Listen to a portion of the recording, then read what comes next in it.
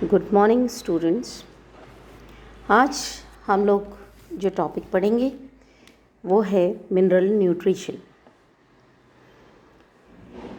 Mineral nutrition हम लोग अच्छी तरीके से जानते हैं कि जो सॉइल है, सॉइल के अंदर बहुत सारे मिनरल्स पाए जाते हैं जो कि डेवलपिंग प्लांट्स को न्यूट्रिएंट्स प्रोवाइड करते हैं। और ये मिनरल्स बहुत सारी फिजियोलॉजिकल एक्टिविटीज़ में, बहुत सारी स्ट्रक्चरल सिंथेसिस के अंदर ये मिनरल्स काम में आते हैं। और इन मिनरल्स की डेफिशिएंसी के कारण कोई भी पौधा अच्छे से ग्रोथ नहीं कर सकता। So minerals are the elements which are essential for growth and development of plants. और इसका जो क्राइटेरिया है वो ये है कि how to establish the essentiality of these minerals. Now हम जो मिनरल न्यूट्रिशन पढ़ेंगे वो ख़ास तौर से 4 चीज़ें उसमें देखने वाली हैं। Minerals and there importance, essential minerals कौन कौन से होते हैं, उनका क्लासिफिकेशन क्या है, मिनरल्स का रोल और प्रॉपर्टीज़ क्या है, और उनकी डेफिशिएंसी को हम कैसे पूरा कर सकते हैं, मिनरल्स को किस फॉर्म में दिया जाए कि मिनरल्स की डेफिशिएंसी को की क्षतिपूर्ति की जाए। अब लिविंग ऑर्गेनिजम्स के अंदर बहुत सारे मैक्रोमॉलिक्यूल्स होते हैं, जैसे कार्बोहाइड्रेट्स, प्रोटीन्स, फैट्स वगैरह। तो इन सब की सिंथेसिस में कार्बन, हाइड्रोजन, ऑक्सीजन की आवश्यकता होती है। लेकिन इसके अलावा भी बहुत कुछ ऐसे मिनरल्स होते हैं जिनकी आवश्यकता होती है।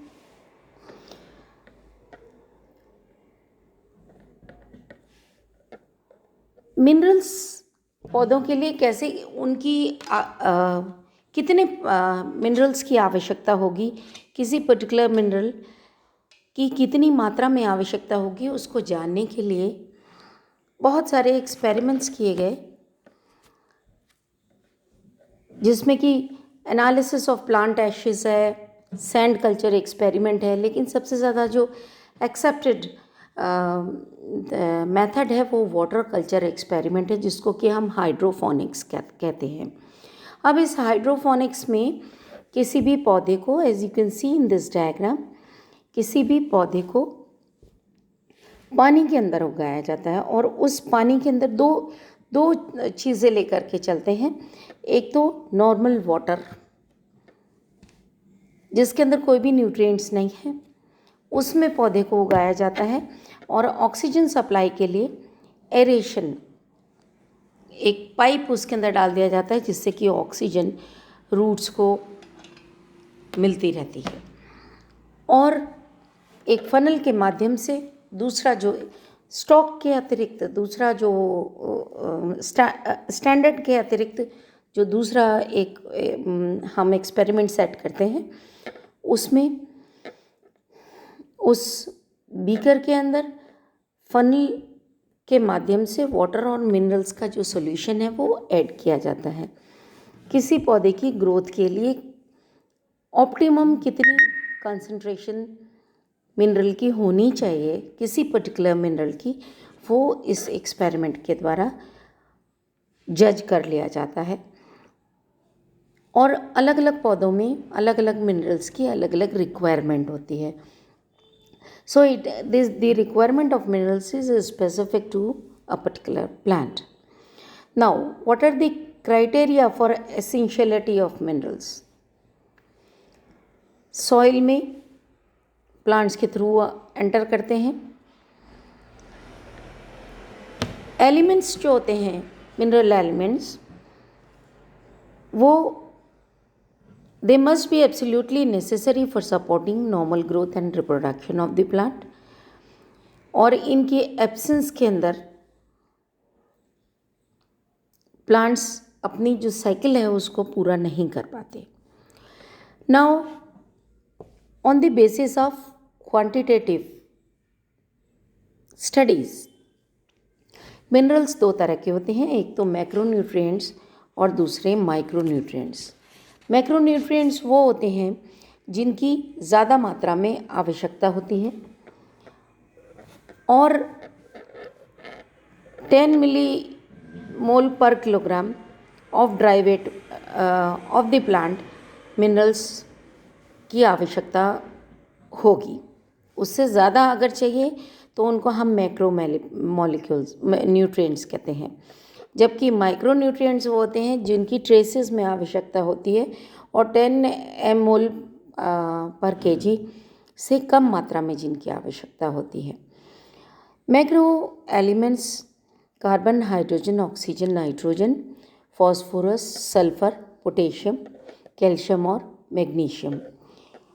Carbon, hydrogen, nitrogen, oxygen, carbon, hydrogen और ऑक्सीजन, ये तीन जो हैं ये तो बेसिक कंपोनेंट्स हैं जिनको कि कार्बन डाइऑक्साइड और पानी से प्राप्त किया जा सकता है। तो इनको न्यूट्रिएंट्स की मैक्रोन्यूट्रिएंट्स से अलग भी रखा जाता है। कई बार खनिज तत्वों के अंदर जो चीज़ आते हैं वो हैं calcium, magnesium, phosphorus, sulphur, nitrogen and potassium.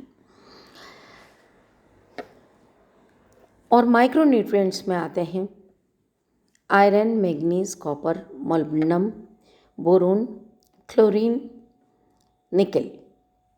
Higher plants में कई बार सोडियम, सिलिकॉन, कोबाल्ट और सेलेनियम, इनकी भी आवश्यकता होती है। Now what is the classification on the basis of the function of nutrients? Nutrients के फंक्शन के बेसिस पे क्या क्लासिफिकेशन हम कर सकते हैं? पहला है स्ट्रक्चरल एलिमेंट्स। स्ट्रक्चरल एलिमेंट्स वो एलिमेंट्स होते हैं जो कि बायोमॉलिक्यूल्स के कंपोनेंट्स होते हैं, जैसे कि कार्बोहाइड्रेट है, प्रोटीन है, लिपिड्स है, न्यूक्लिक एसिड्स है। इन सब के अंदर जिन मॉलिक्यूल्स, जिन न्यूट्रिएंट्स की आवश्यकता होती है उनको हम स्ट्रक्चरल एलिमेंट्स कहते हैं। For example carbon, hydrogen, oxygen, sulphur. Then there is energy related chemical compounds, ऐसे केमिकल कंपाउंड्स जो कि ऊर्जा उत्पन्न करने में आवश्यकता होती है जिनकी, जैसे मैग्नीशियम क्लोरोफिल के निर्माण के लिए आवश्यक है, जबकि phosphorus is essential for the synthesis of adenosine triphosphate ATP। Then there is elements activate and inhibit enzymes. कुछ एलिमेंट्स ऐसे होते हैं जो कि एंजाइम्स के एक्टिवेटर की तरह से काम करते हैं, कोफैक्टर की तरह से काम करते हैं। जैसे मैग्नीशियम है, ये एक्टिवेटर किस चीज़ का है? Ribulose bisphosphate carboxylase oxygenase enzyme का। Phosphoenolpyruvate carboxylase photosynthetic carbon fixation के अंदर ये काम में आता है। Zinc is an activator of alcohol dehydrogenase and molybdenum of nitrogenase, जो कि नाइट्रोजन मेटाबॉलिज्म में काम आता है। तो इस तरीके से कुछ एलिमेंट्स होते हैं जो कि जिनकी उपस्थिति के बगैर कुछ इम्पॉर्टेंट एंजाइम्स अपना काम नहीं कर पाते, वो एक्टिवेट नहीं हो पाते।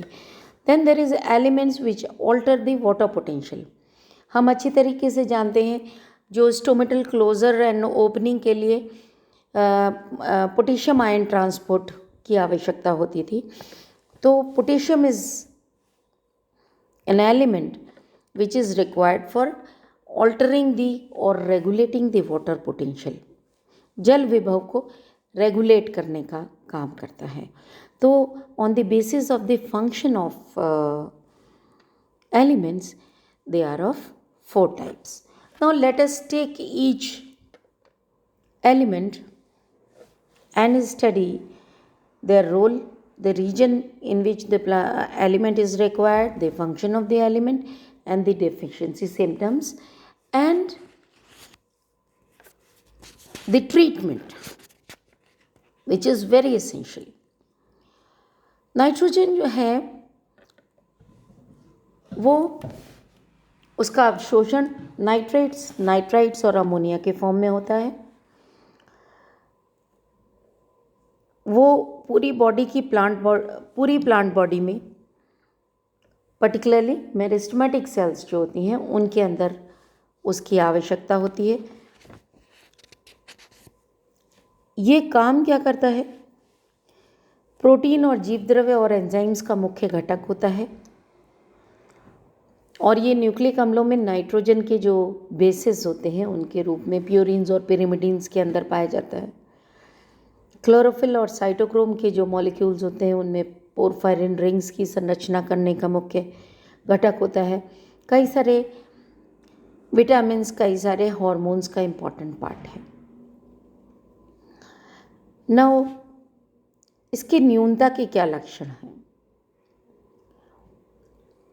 सबसे बड़ी चीज़ है क्लोरोसिस। हरिमाहीनता हो जाती है पौधे के अंदर और पुराने जो पत्ते होते हैं उनमें ये पहले आती है, जबकि नए पत्तों में हरिमाहीनता या क्लोरोसिस बाद में आती है। नाइट्रोजन की जो न्यूनता वाले पौधे होते हैं उनके पत्तों में और तनों में एंथोसाइनिन का निर्माण हो जाता है और एंथोसाइनिन के निर्माण के कारण उनके अंदर लाल और बैंगनी धब्बे पाए जाते हैं। रिंकल्ड ग्रेन्स हो जाते हैं, पौधा दुबला पतला हो जाता है, तने की वृद्धि रुक जाती है, प्रोटीन और स्टार्च का निर्माण कम हो जाता है। पार्श्व कलिकाएं जो होती हैं, लेटरल बड्स, वो उनकी प्रसूप्ति बढ़ जाती है, यानी कि वो स्प्राउट नहीं करती। जड़ें अधिक लंबी होती हैं और उसका माइटोसिस, पौधे की वृद्धि अच्छे से नहीं होती। क्यों? क्योंकि नाइट्रोजन जो होता है उसकी डेफिशिएंसी में माइटोसिस की क्रिया या सूत्री विभाजन की क्रिया इनहिबिट हो जाती है, रुक जाती है। नाउ नाइट्रोजन की कमी के लिए उपचार क्या करते हैं? कौन से उर्वरकों का प्रयोग किया जाता है उपचार के लिए? ये हैं अमोनियम सल्फेट है, कैल्शियम अमोनियम नाइट्रेट है, यूरिया है। उनका हम प्रयोग करते हैं, सॉइल में भी डालते हैं और कई बार यूरिया का घोल बना करके सीधे पत्तियों के ऊपर छिड़काव भी किया जाता है। So this is about the nitrogen. Then there comes the phosphorus. Phosphorus का अवशोषण घुलनशील अकार्बनिक फॉस्फेट H2PO4 और HPO4 के फॉर्म में होता है और जनरली किसी पौधे के जो ड्राई वेट होता है उसका 0.2 से 0.8% तक फॉस्फोरस उसमें पाया जाता है। और कौन से रीजन्स होते हैं जिनके अंदर इसकी आवश्यकता होती है? So phosphorus is found in younger tissue, older metabolically less active cells से ये यंगर टिश्यू में ज़्यादा पाया जाता है। Now the functions. फॉस्फोरस क्या काम करता है? जीवित कोशिकाओं के अंदर बहुत सारे कार्बनिक पदार्थ जैसे फॉस्फोलिपिड्स है, न्यूक्लिक अम्ल है, न्यूक्लिक प्रोटीन्स हैं, कोएंजाइम है, NAD है, NADP है, ATP है आदि का मुख्य घटक होता है ये। और फॉस्फोरस ATP, NADP और NADPH के माध्यम से फोटोसिंथेसिस, श्वसन और फैट सिंथेसिस जैसी महत्वपूर्ण क्रियाओं में भाग लेता है।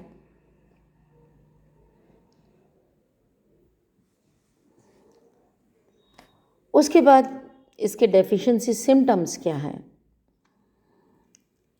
पौधों की ग्रोथ स्टंटेड हो जाती है,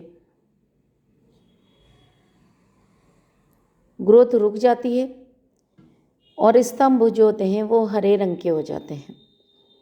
उसके स्टेम्स के अंदर, उसके लीव्स में एंथोसाइनिन विकसित हो जाता है।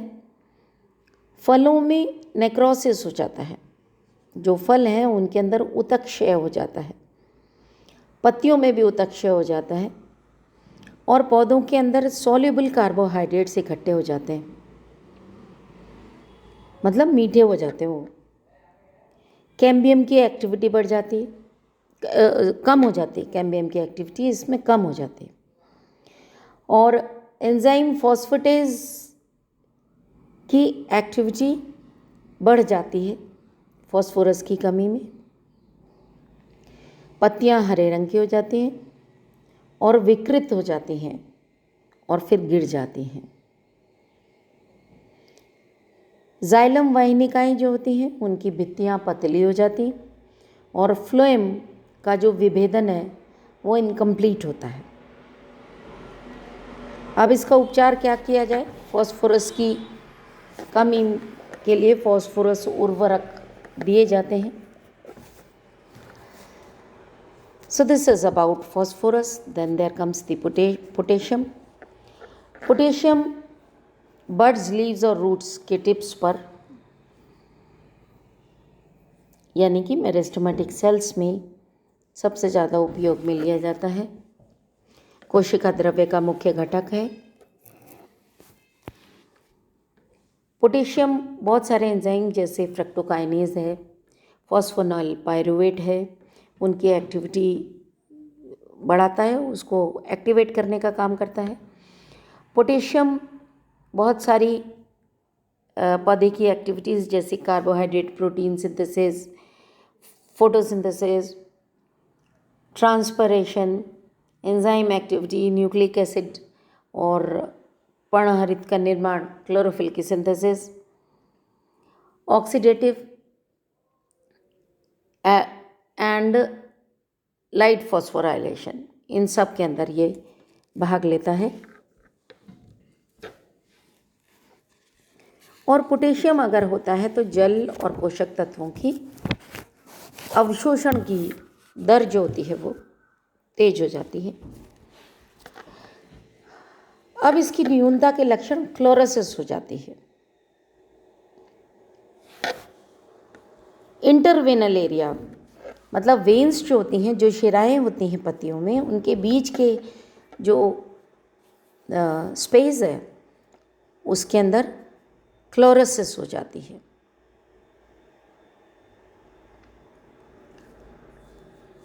पौधे के जो पर्ण होते हैं वो मोटिल्ड हो जाते हैं, हरिमाहीनता हो जाती है, तने की वृद्धि रुक जाती है और वो ऊपर से सूखने लगता है और पौधा रोजेट हो जाता है। रोजेट क्यों हो जाता है? क्योंकि इंटरनोड वाला जो पोर्शन है, भाई नोड्स के ऊपर तो पत्तियां लगती हैं, लेकिन इंटरनोड वाला पोर्शन जो होता है वो बहुत छोटा हो जाता है, उसकी ग्रोथ कम हो जाती है, जिसके कारण पौधे की ग्रोथ स्टंटेड हो जाती है और पौधा रोजेट हो जाता है।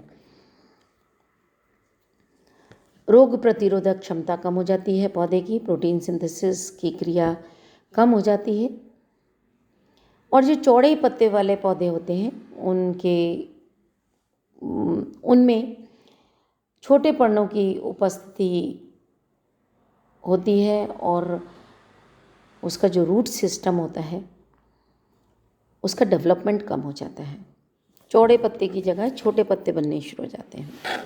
शुगर्स और अमीनो एसिड्स की कंसंट्रेशन बढ़ जाती है और इसी कारण पॉलीसेकेराइड्स और प्रोटीन की मात्रा इनमें कम हो जाती है। अब इसके ट्रीटमेंट के लिए पोटाश का सल्फेट या म्यूरेट ऑफ पोटाश सॉइल के अंदर मिलाना पड़ता है। Then there comes the calcium. Calcium soil के अंदर एपेटाइट, कैल्साइट या डोलोमाइट के रूप में पाया जाता है और इसका अवशोषण कैल्शियम आयन के रूप में होता है। मेरिस्टेमेटिक टिश्यू के जो माइटोटिक स्पिंडल फॉर्मेशन को ये प्रभावित करता है। कोशिका भित्ति की जो मिडिल लैमिला का ये मेजर कंपोनेंट्स होता है, तो उस मिडिल लैमिला में कैल्शियम पैक्टेट के रूप में ये रहता है और सेल मेम्ब्रेन की परमेबिलिटी को ये प्रभावित करता है, नियंत्रित करता है और जो ओल्ड पार्ट्स होते हैं पौधे के उनके अंदर वो अधिक मात्रा में पाया जाता है। बहुत सारे एंजाइम्स जैसे कि एमाइलेज है, फॉस्फोराइलाइपेज है, एटीपीएज है, सक्सिनेट डिहाइड्रोजिनेज एंजाइम है, इनके एक्टिवेटर की तरह से कैल्शियम काम करता है। और ऑक्जेलिक एसिड को ये उदासीन कर देता है। कई सेल्स के अंदर कैल्शियम ऑक्जेलेट के क्रिस्टल्स बन जाते हैं, जिनको कि हम रेफाइड्स कहते हैं। रेफाइड्स के रूप में फाइकस जीनस के जो प्लांट्स होते हैं उनके अंदर कैल्शियम ऑक्जेलेट के क्रिस्टल्स के फॉर्म में होता है। अब इसकी न्यूनता के जो लक्षण हैं वो ये है कि कैल्शियम की कमी से कोशिका भित्ति का निर्माण नहीं होता है, जिसके कारण बहुकेंद्रकीय कोशिकाएं बन जाती हैं। सेल वॉल का फॉर्मेशन नहीं होगा तो मल्टीन्यूक्लिएट कंडीशन आ जाएगी। कोशिका भित्ति का लचीलापन कम हो जाता है और पत्तियों के आकार विकृत हो जाते हैं। डिस्टॉर्शन इन द लीव्स होता है। पत्तियों के जो शीर्ष होते हैं वो नीचे की तरफ झुक जाते हैं। हरिमाहीनता हो जाती है, उनमें ग्रीननेस कम हो जाती है और ग्रीननेस की कमी उनके जो मार्जिन्स हैं उनसे शुरू हो करके अल्टीमेटली सेल्स के अंदर नेक्रोसिस हो जाता है या ऊतक क्षय हो जाता है। जड़ों की वृद्धि कम हो जाती है। कैल्शियम के उपचार के लिए कैल्शियम अमोनियम नाइट्रेट या सुपर फॉस्फेट नामक जो फर्टिलाइज़र है उसको कैल्शियम की कमी वाली सॉइल के अंदर मिलाया जाता है। Then there comes the magnesium. Magnesium carbonate olivine dolomite के रूप में होता है। मैग्नीशियम क्लोरोफिल का मेन कंपोनेंट है। रिबोसोम्स की दोनों सब यूनिट्स को आपस में बांधने का काम करता है और बहुत सारे एंजाइम्स जैसे कार्बोक्सिलेज है, इनोलेज है, ग्लूकोकाइनेज है, फॉस्फोग्लूकोकाइनेज है, पायरुवेट काइनेज एंजाइम है, इनके लिए कोफैक्टर का काम करता है। इसके अलावा एक बहुत इंपॉर्टेंट काम करता है एटीपी का जो स्थानांतरण करने वाली बहुत सारी क्रियाएं हैं उनके लिए ये तत्व एंजाइम के सबस्ट्रेट की तरह से काम करता है। इसकी कमी से पत्तियां पीली हो जाती हैं, एंथोसाइनिन का निर्माण हो जाता है, लीव्स के अंदर लाल, बैंगनी, नारंगी या पीले रंग के धब्बे हो जाते हैं, पत्तियां गिर जाती हैं, तना भी पीला हरा हो जाता है, कठोर हो जाता है और काष्ठीय हो जाता है, वुडी हो जाता है। और मैग्नीशियम की कमी से नेक्रोसिस होने लगता है और कैरोटीन की मात्रा प्लांट पार्ट्स में कम हो जाती है। इसका ट्रीटमेंट पत्तियों के ऊपर मैग्नीशियम सल्फेट का अगर हम छिड़काव करते हैं तो मैग्नीशियम की कमी को क्योर किया जा सकता है। Then there is sulphur. Sulphur जो है वो सल्फेट या सल्फर तत्व या आयरन सल्फाइड की तरह से FeS या FeS2 के रूप में पाया जाता है और अधिकतर पौधों में सल्फेट के रूप में इसका अवशोषण होता है। सल्फर प्रोटीन्स और साइटोप्लाज्म का मुख्य कंपोनेंट है। बहुत सारे सल्फर युक्त अमीनो एसिड्स जैसे कि सिस्टीन, सिस्टाइन, मेथियोनिन आदि के अंदर ये उपस्थित होता है। बहुत सारे विटामिन्स जैसे कि ग्लूटाथियोन है, बायोटीन है, थाइमिन है, कोएंजाइम ए का मेन कंपोनेंट होता है। प्याज है, लहसुन है, ब्रेसिकेसी आपने देखा होगा। सरसों की एक अजीब सी गंध होती है, प्याज की एक अजीब सी गंध होती है, लहसुन की एक थोड़ी पंजेंट सी गंध होती है। वो सारी तीखी गंध सल्फर युक्त वाष्पशील तत्वों के कारण होती है। सल्फर के कारण जो मटर कुल के पौधे होते हैं उनकी ग्रंथियां विकसित होती हैं जिन पर कि नाइट्रीफाइंग बैक्टीरिया उपस्थित होते हैं। सल्फर की न्यूनता के लक्षण पत्तियों में येलोइंग हो जाती है, सल्फर युक्त प्रोटीन्स जो होती हैं उनकी कमी हो जाती है, रूट सिस्टम बहुत ज़्यादा विस्तृत हो जाता है, कठोर हो जाता है और वुडी हो जाता है, तना भी हार्ड हो जाता है, और मोटी भित्ति वाले जो टिश्यूज़ होते हैं जैसे कि स्क्लेरन काइमा है, कॉलन काइमा है, उनकी मात्रा में वृद्धि हो जाती है और शीर्ष की वृद्धि कम हो जाती है। एपाइसिस जो हैं उनकी ग्रोथ कम हो जाती है, जिसके कारण पौधे की ग्रोथ नहीं हो पाती और वो ग्रोथ स्टंटेड हो जाती है। अब इसका उपचार के लिए नाइट्रोजन फॉस्फोरस सल्फर NPS ऐसा जो फर्टिलाइज़र्स होते हैं उनका छिड़काव किया जाता है, और अधिक कमी होती है तो सॉइल के अंदर जिप्सम भी मिलाया जाता है। Then there comes the micronutrients. So today's lecture is up to the macronutrients. Micronutrients और उनके रोल और डेफिशिएंसी सिम्टम्स और उनके ट्रीटमेंट को हम लोग कल करेंगे। थैंक्स।